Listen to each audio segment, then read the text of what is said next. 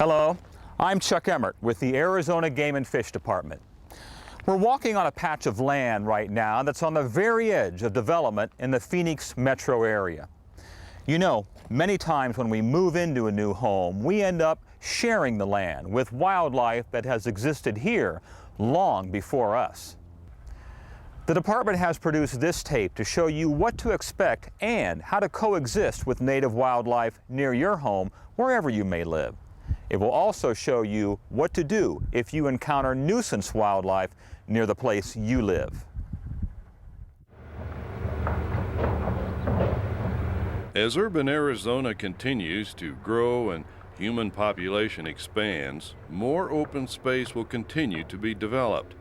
Often, this expansion into wild areas will negatively impact wildlife populations. It's going to change their behavioral patterns, and if those behavioral patterns cannot handle the development that comes into an area, then they are going to be pushed out and leave and have to find someplace else.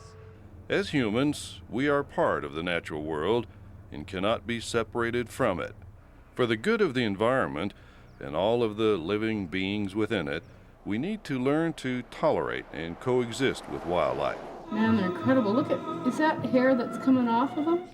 The Arizona Game and Fish Department receives many calls from individuals who are having problems with wildlife or are concerned about potential conflicts with the animals.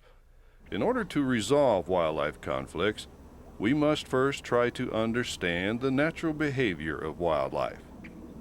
The four essentials of wildlife habitat are food, water, shelter, and space in suitable arrangement.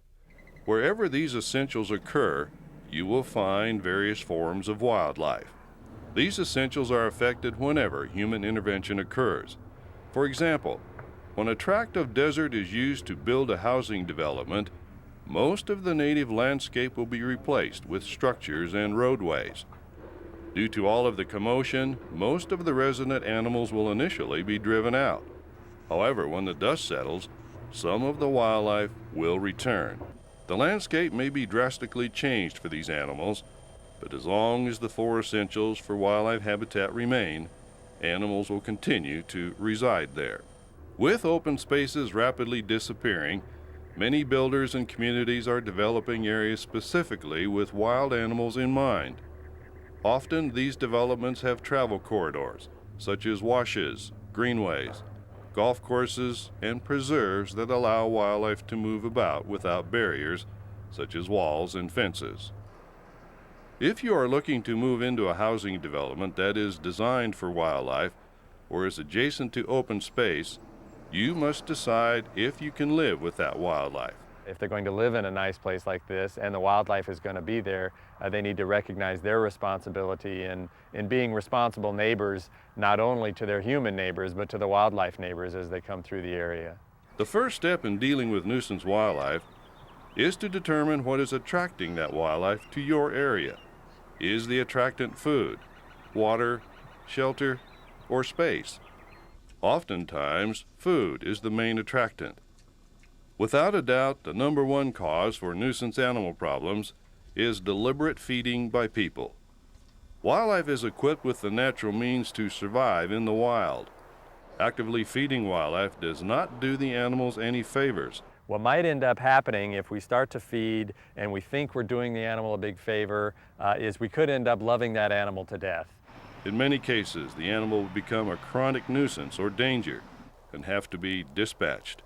In nearly all cases, the provision of food needs to stop rather than the removal of wildlife.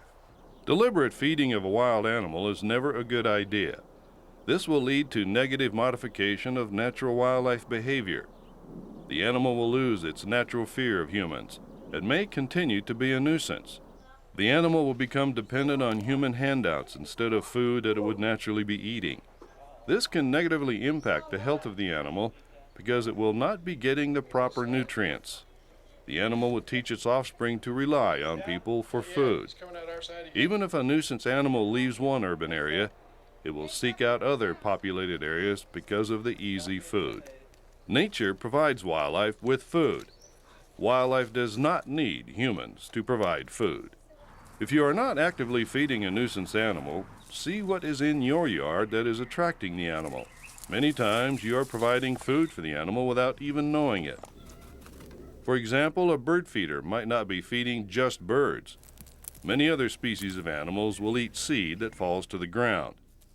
If you've invited cute little antelope ground squirrels to dine at your feeder, you've also invited predators like rattlesnakes or coyotes who will have the squirrels for their dinner. The bowl of cat chow that's on your back patio might be feeding more than Morris. Coyote will scarf that right up if they don't get Morris first. In fact, coyotes take more pets in urban areas than any other predator. A true omnivorous scavenger, coyotes will also enjoy fine dining on your garbage. The water bowl for your dog might be quenching the thirst of a bobcat. Any water source will attract wild animals. This is especially true for a desert region or in periods of drought. Your prized rose bushes might be the main reason those pesky javelina keep dropping by. Anytime you plant vegetation that is not native, you run the risk of attracting unwanted animals. If the animal sees a tasty plant that it doesn't find in the wild, it will be tempted by it. Fruit and nut trees, flowers and vegetables can have the same magnetic attraction to a javelina that ice cream or candy has to a hungry kid. If you plan to landscape with a non-native plant or tree, find out if that plant or tree might attract unwanted wildlife. If food or water is not the attractant for a nuisance animal, determine if any shelter might exist that looks inviting. A crawl space under a house or mobile home might look like prime living quarters to a skunk. Low-lying shrubs might make a nice den site for a coyote family. A pile of wood or rocks might make a good home to a rattlesnake or two. Look at all the structures and debris in your yard and think about the possibilities for wildlife shelter. Here are some helpful hints to deter potentially nuisance animals from your home. Never leave extra pet food outside. Feed pets just enough for them to clean their plate.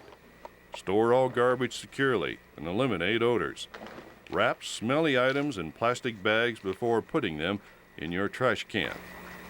Keep your outside barbecue grill clean and do not bury grease and food particles in your yard.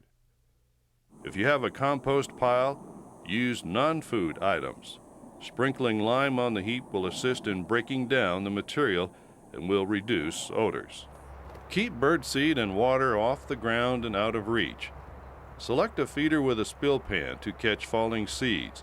Mount the feeder at least 10 feet off the ground if bears are known to be in your area. Also be aware that birds themselves might attract predators. Don't leave pets outside unattended, especially at night. Always walk your dog on a leash. Provide secure shelter for poultry and rabbits. Don't leave small children outside unattended when you know that coyotes or other potentially dangerous animals are in the area. Trim and clean near ground level any shrubbery that provides hiding cover for predators or prey. Fence in your yard and don't leave any gates open. For best results, the fence should be at least 6 feet high with the bottom extending at least 6 inches below ground level. Install a low-voltage electric fence. This will be very effective at deterring unwanted animals from entering an area. The animals will associate that area with the shock and will eventually not visit that area again. Check local ordinances before installation. Actively discourage unwanted animals from your home.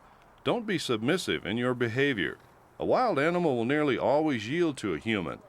Whenever you see unwanted wildlife, make loud noises, throw rocks, or bang pots and pans to make them leave. Do not allow the animals to become comfortable. Some other deterrents that you can experiment with are barking dogs, motion lights, and various noisemakers. A little shake of this gets the animal's attention. It's a Coke can with some pennies or washers or pebbles put inside. You can tell it makes an awful lot of noise.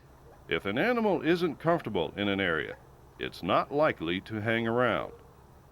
Put poultry wire just below the soil surface in flower or vegetable beds. The wire will protect the beds from digging. If you use non-native flowers in your yard, plant toxic bulbs such as iris and narcissus instead of tasty bulbs like tulips. Avoid using non-composted manure in your garden. It can contain grubs and insects that javelina will dig for. If you have grubs in your yard, consult a garden supply store or agricultural extension agent for the best methods of control. Secure all openings to spaces under buildings and mobile homes. Also, make attic spaces inaccessible to animals such as woodpeckers and bats.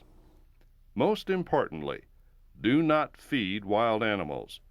Ask your neighbors to follow these steps. If you have on the one hand someone in the neighborhood feeding, and on the other hand other neighbors spraying these animals with the hose as they go by, that's very confusing to the animals. If everyone in your neighborhood helps to eliminate access to food, water, and shelter, nuisance animals will no longer find the area such an attractive place to live and will likely move on. Whenever you encounter nuisance wildlife, always use these resolution guidelines. What might be attracting the critter? Address it. Can exclusion be used? Almost always, yes. Harassment, repel. Always try. Removal. An option, but always should be the last resort. People's attitudes toward urban wildlife vary greatly. Some people want wild animals at their home. Some want only certain species around, and others would like to have all urban wildlife removed. As long as people respect wildlife and do not expect wild animals to follow human rules and behavior, conflicts will be minimal. The bottom line is this: wildlife always has and always will inhabit urban areas because food, water, shelter, and space exist there. Even if you don't want to see certain animals in your area, be tolerant of the existence of that wildlife. Try to enjoy wild animals just being wild animals. Most of the time, the wildlife is just passing through. As you can see, by reducing the opportunity for food, water, shelter, and space, there's less of a chance for an animal to become comfortable near your home. Our next piece deals with nuisance wildlife and what to do if you become threatened by an animal near your house.